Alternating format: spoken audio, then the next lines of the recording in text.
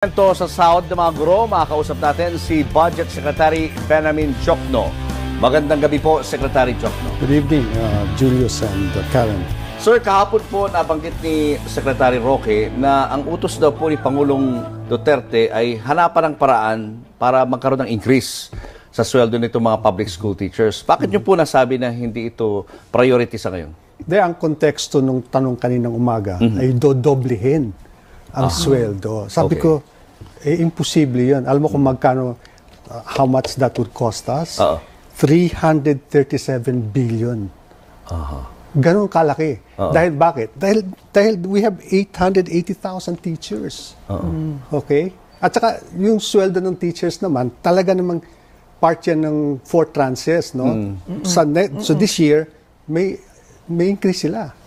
Sa 2018 budget. 2018 budget. Nalagay na yun. And next year, meron na naman. Meron na naman. Plus, kung alam mo, kung i-consider mo pa yung train, alam mo, ang additional na, si teacher 1 lang to, 52,250 additional money in their pocket. A year. A year. So, yun lang ang konteksto kasi yung sinabi na dodoblehin, hindi naman sinabi ni Presidente yun sa kabinete. Kasi yun in-interpret lang ni Harry Roque na dodoblehin kasi nadoble yung sa mga sundalo.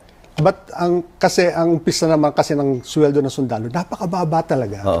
Alam mo ngayon kung magkano ang sweldo ng teacher? Teacher 1 lang yung entry level. 26,876. So kung dodoblehin, magiging 50 plus, no? 52,000. Hindi pwede yun. I think, is it fair to say it was taken out of context? Palagay ko yun ang ano. Yung lang ang context. Kasi yun ang tanong sa akin. Kung saan daw kukunin yung dodoblehin. Sabi ko, hindi naman importante. Pero nagkamali ba si Secretary Roque? Kasi hindi talaga sinabi ni Presidente na dodoblehin. Ako nasa kabinete, sa cabinet meeting ako eh. Okay. In-interpret lang ni Harry Roque na yun ang ano. Yeah. So kung magkakaroon po ng increase ang mga teacher, May magkano? increase talaga sila. Magkano ho yun? For example, nasaan yan? Kung hindi doble, magkano ho? Right now, tataas? ang sweldo nila monthly is 26,140. That was last year. Ngayon, ang magiging sweldo nila 26,876. Entry-level teacher to. At may pag-aaral naman na nagsasabi na ang sweldo ng public school teacher is twice the salary of private school teacher. Ayaw mo naman ma-disrupt talaga yung labor market. Alam mo, naglilipatan na yung from the private schools to the public school. And next year, ang magiging monthly pay nila is 27,546. Tapos pag sinama mo pa yung epekto ng train, tax, yung tax, binaba namin ng tax, sabi ko nga, may additional 52,000 sila eh. Okay. Well, I think to simplify the way you're saying it is, actually kasi natapos na ang 2018 budget eh. So anumang pagtaas talaga ngayong taon sa sweldo ng teacher, hindi mo na magawa ngayong taon dahil nagawa na ang budget. At saka talaga nakaprograma na yun. In fact, ito 4 tranches yan eh.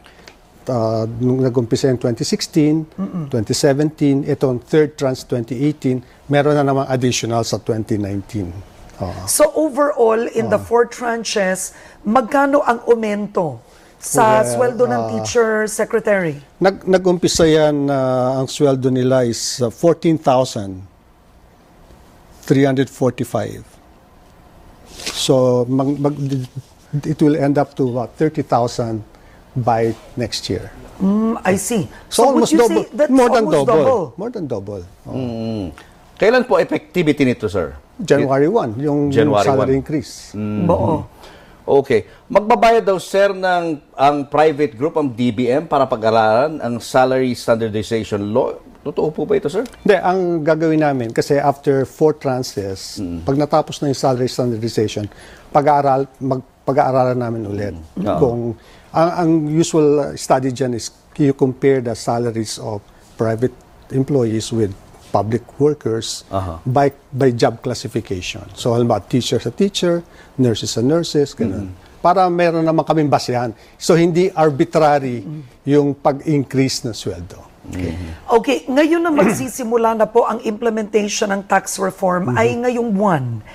Paano po ito, ang ilang presyo magtataas na, pero ang withholding tax po, effective na po bang bababa ngayon?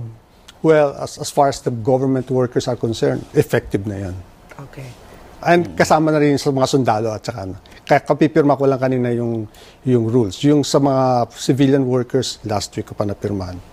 So yung babawasan sa'yo, na-adjust na yan. Oo. Magkakaroon po ba ng panibagong tax reform package? Marami yan.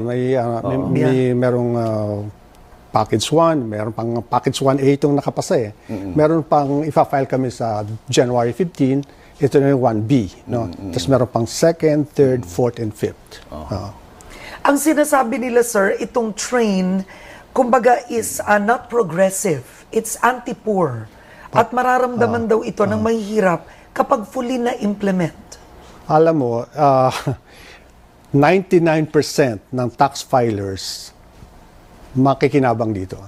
Yun lang mga talagang, if you earn 8 million and above, yun yung tataas ang buwis mo. So, in that sense, this is progressive, no? So, ganun. Plus, alam mo, pagtingin sa buwis, you have to look at the expenditure side.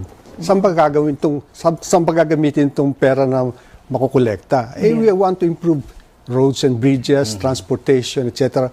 We want to improve the educational system. We want to improve the health system. Sino nakikinabang dyan? Mostly mga mahihirap.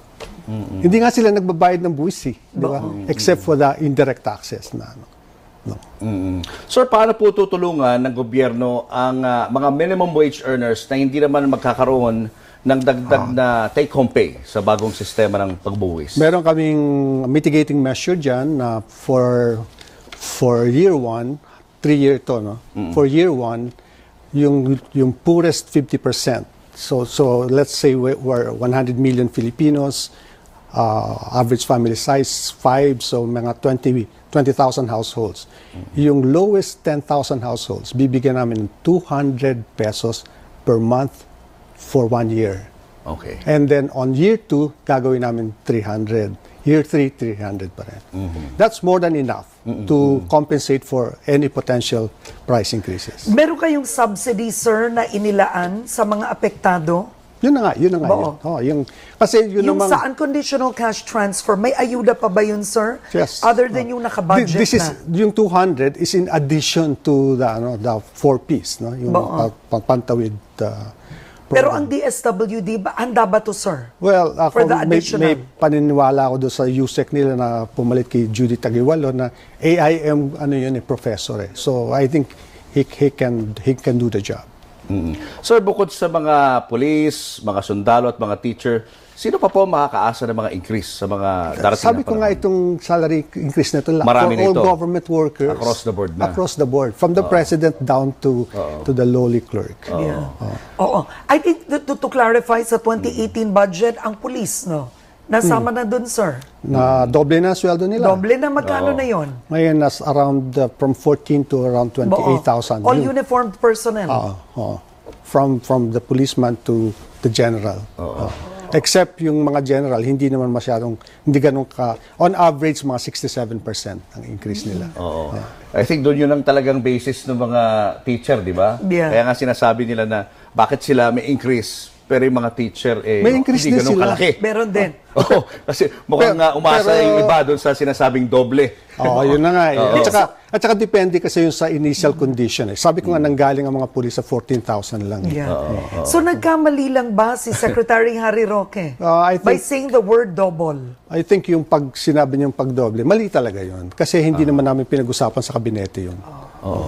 Alright. Alright. Well, on that note, Secretary Ben Diokno, thank you very much. Thank you, sir. Thank you. Okay.